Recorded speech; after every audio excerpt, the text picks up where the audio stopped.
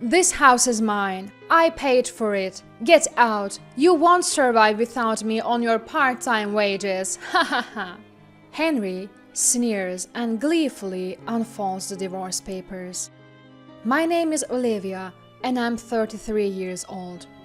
Recently, I started working part-time at a nearby grocery store. I met Henry, my husband, at work. We got close, married 3 years ago, and I left my job soon after. Even though I wanted to continue working after marriage, Henry insisted that I become a homemaker. I reluctantly agreed, but couldn't shake off the desire to work again. After daily persuasion, Henry finally allowed me to work part-time. We want kids, but haven't been blessed yet. I wanted a pet and suggested getting a cat, but Henry hates them, so I gave up on the idea. Ever since I started working part-time, Henry criticizes everything I do. Did you go to work again today? The house is getting messy. Look at those wrinkled clothes. You're not keeping up with the chores. That's not true. I clean before going to work and the laundry is fine. What are you talking about? I've been managing everything perfectly.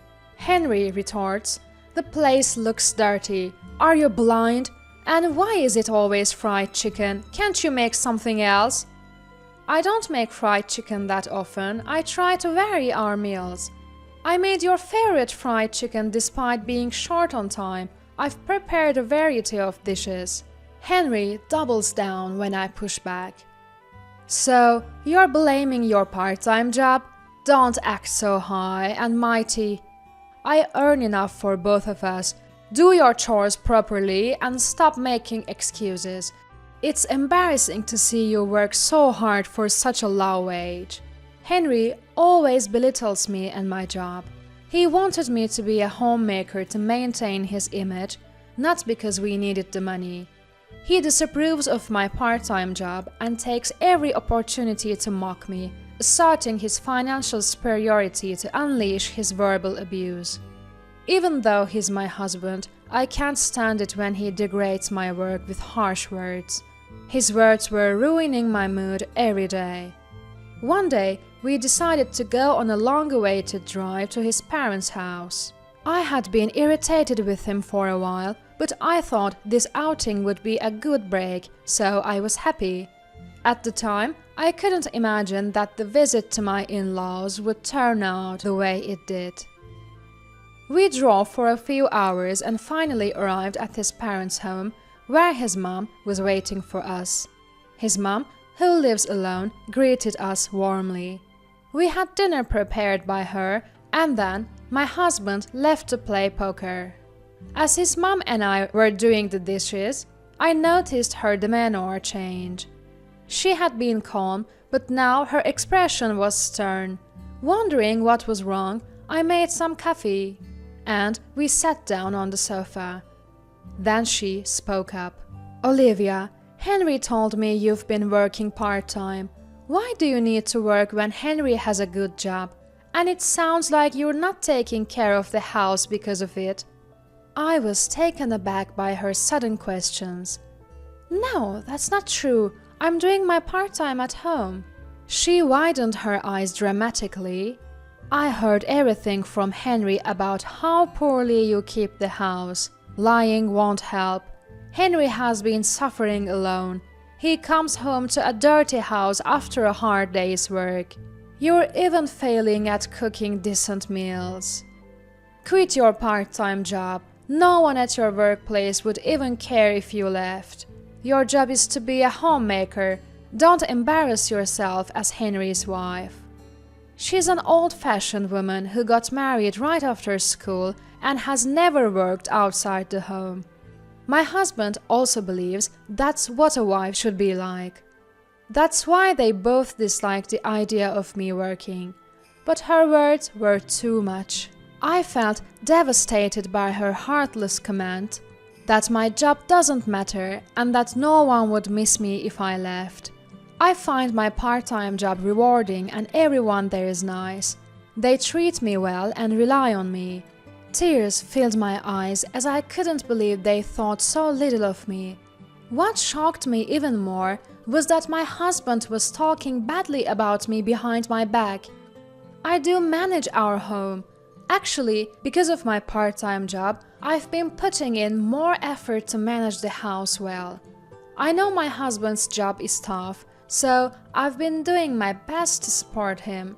But to think that he and his mom were talking bad about me over the phone, I just couldn't believe it.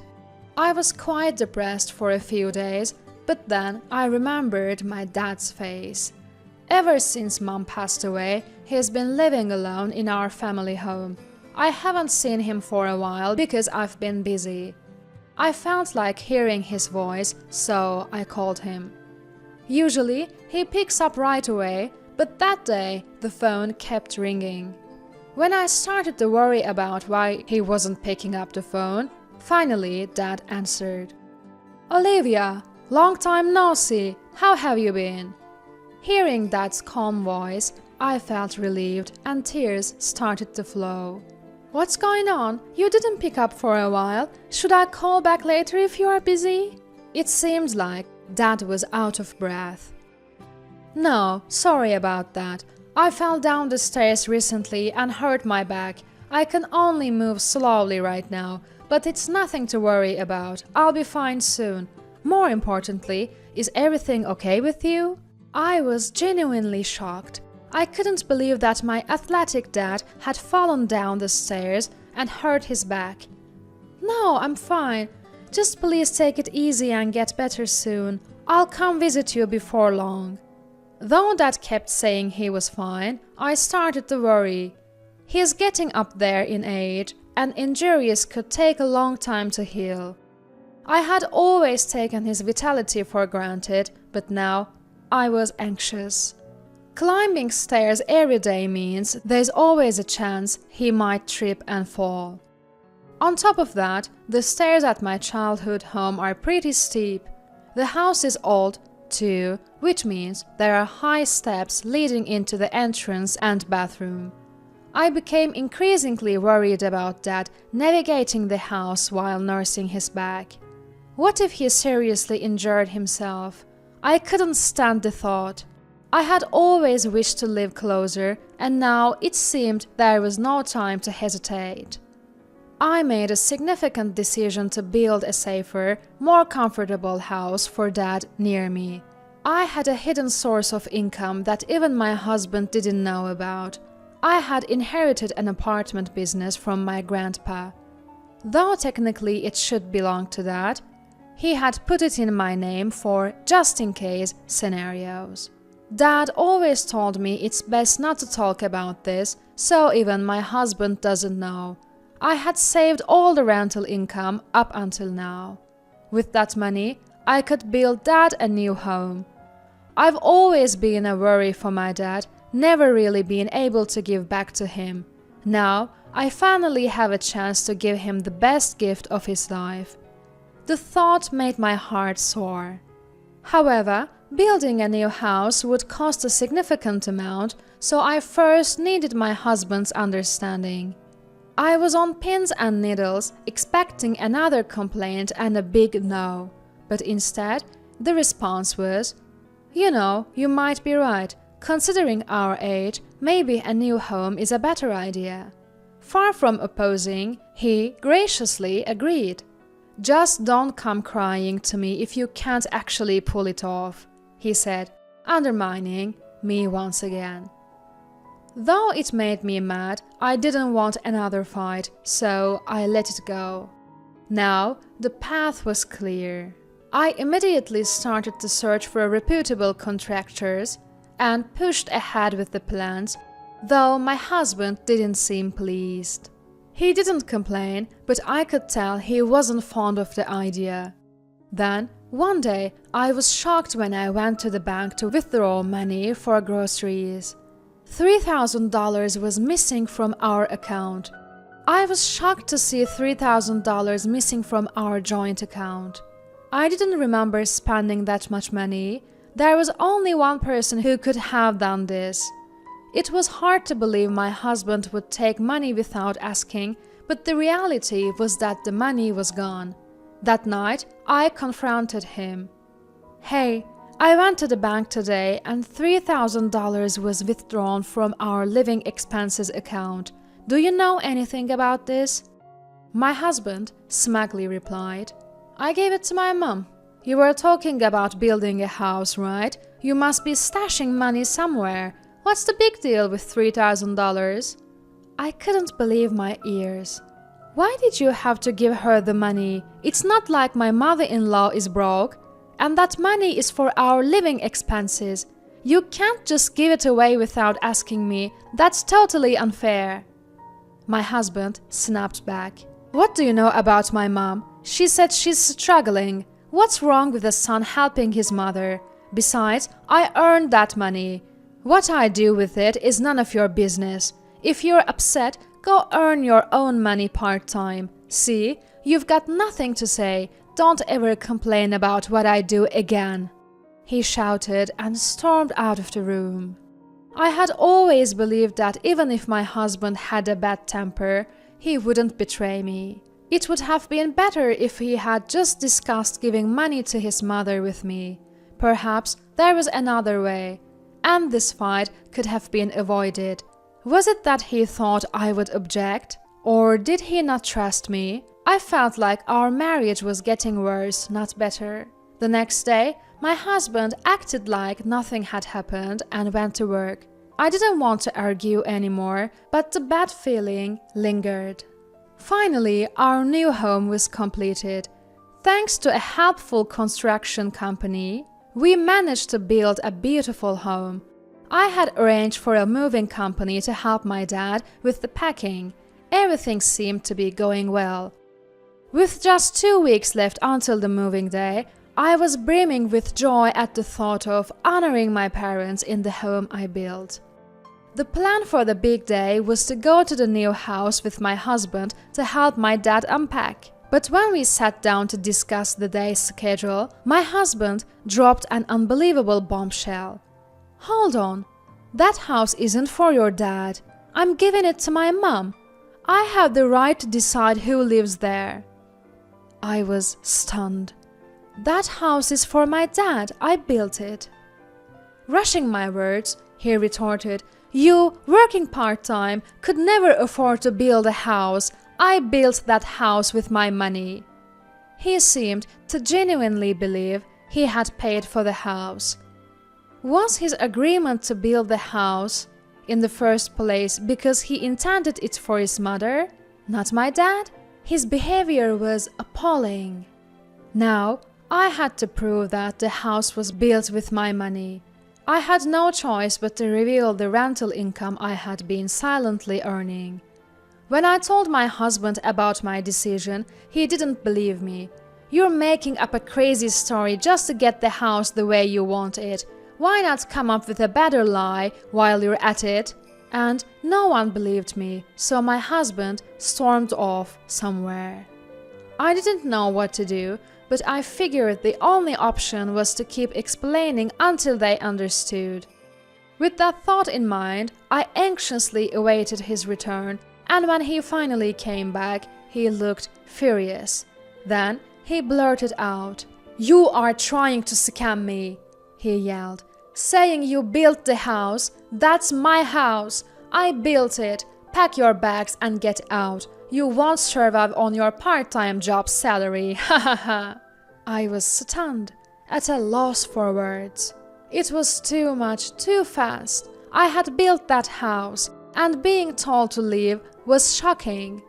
"Sign this and be gone by tonight," my husband said, throwing the divorce papers on the table and walking away.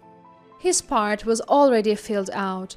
After mocking me all this time, pushing a divorce paper in my face like I'm beneath him, that's just despicable.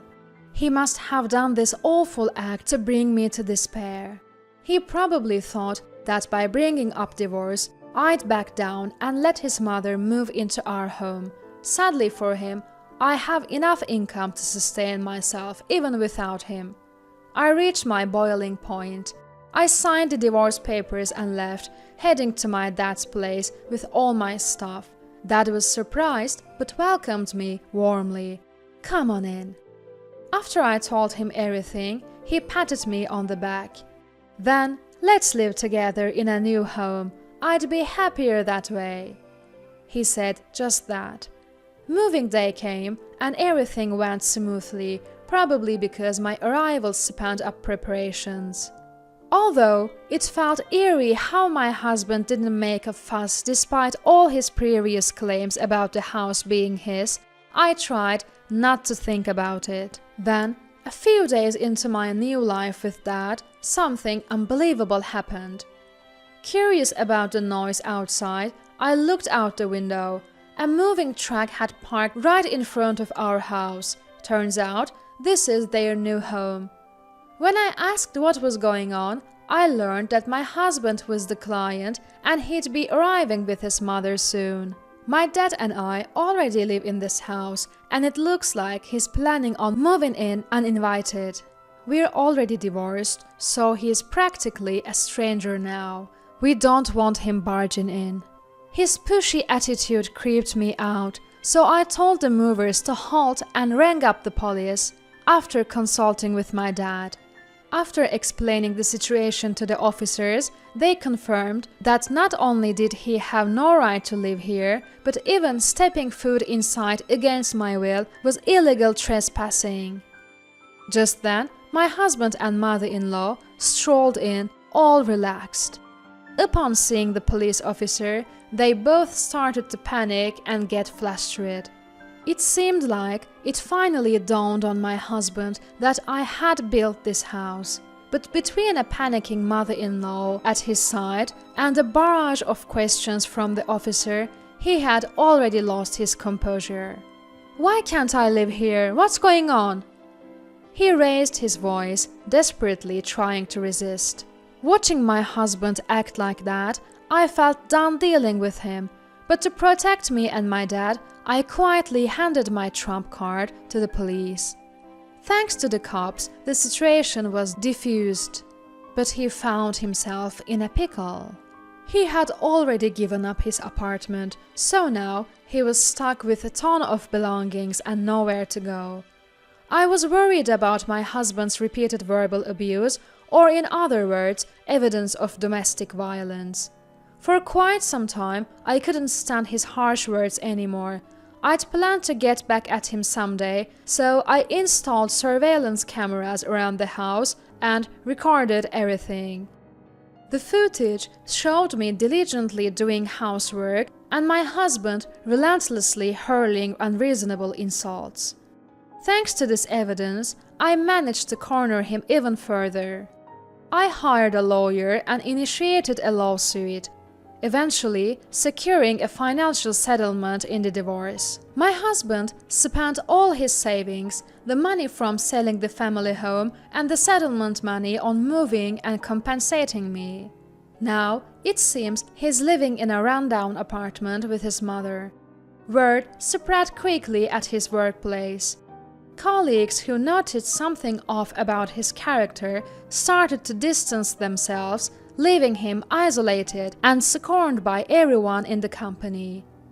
As for me, I finally got the cat I've always wanted. Dad's back is much better now. And we are even talking about taking a trip with the cat. I also used the settlement money to start a business that sells cat-related products. While the initial phase had its ups and downs, the customer base has slowly grown and the business is doing well. Life is peaceful and genuinely enjoyable every day. I never thought the steps I took for Dad's well-being would also lead to my own happiness. I truly feel it was the right decision. And there's another recent development that's made me happy. There's a man who frequently visits my shop and always has delightful conversations with me. He is a wonderful person, kind to both people and cats. We've planned to go for a drive together soon. I'm going to live my life freely and joyfully. The anticipation of new happiness ahead has my heart soaring.